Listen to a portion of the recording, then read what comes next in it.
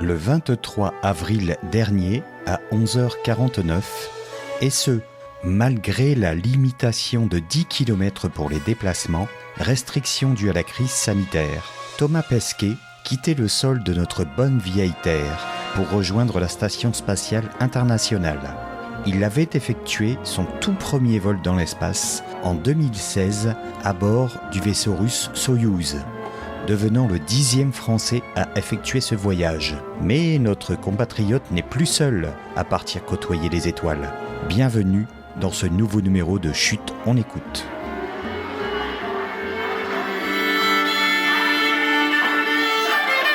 Chut, on écoute. Chut, on écoute. Chut, on écoute. Chut, on écoute. Chut, on écoute. Chut, on écoute. Chut, on écoute. Chut, on écoute. Chut, on écoute. Chut, on écoute. Ground control to Major Tom. En 1961, le cosmonaute russe Yuri Gagarin est le tout premier homme à effectuer un vol dans l'espace. La course aux étoiles est lancée et les États-Unis ne tardent pas à riposter. Car, moins de 2 mois après cet exploit, c'est Alan Shepard qui devient le premier Américain à voyager dans l'espace. Mais, 60 ans avant Thomas Pesquet, les conditions ne sont pas les mêmes. Et que ce soit Gagarin ou Shepard, ils ont tous deux vécu l'angoisse d'un voyage qui aurait pu être le dernier. And may God's love be with you.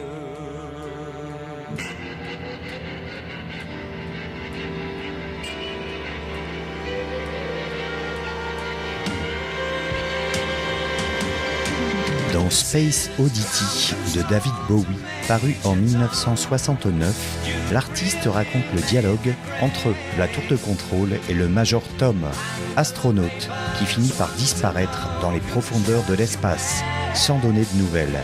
Oui, car les voyageurs de l'espace n'ont pas le même nom, suivant leur nationalité.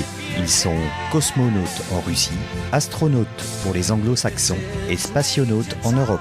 Ground control. I'm stepping through the door. La littérature, le cinéma ou la télévision nous ont permis d'aller explorer encore plus loin les profondeurs de l'espace. C'est ainsi que dans Star Trek, adaptation de la série télévisée pour le cinéma, sortie en 1979, nous découvrons comment la sonde Voyager 6 est devenue une machine intelligente après avoir parcouru l'univers. C'est également la même année que Walt Disney nous invite à explorer un trou noir dans le film du même titre, transporté par la musique du compositeur John Barry. En 1913, le compositeur anglais Gustav Holst se passionne pour l'astronomie.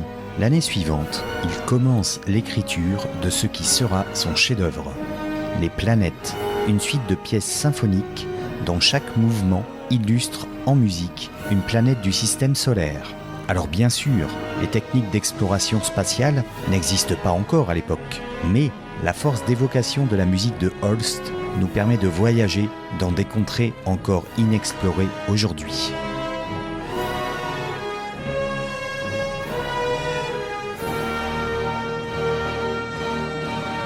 Je vous invite dès maintenant à attacher vos ceintures et décoller en compagnie du compositeur Gustav Holst pour la 5e planète de notre système solaire, la géante gazeuse Jupiter.